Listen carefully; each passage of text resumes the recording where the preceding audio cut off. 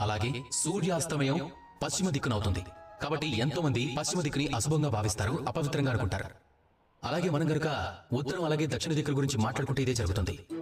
ఉత్తరం వైపుకి మనం ఏదైనా యాత్రకు వెళ్లాలనుకుంటే చాలా సంతోషంగా ఏది ఆలోచించకుండా నేరుగా వెళ్ళిపోతాం.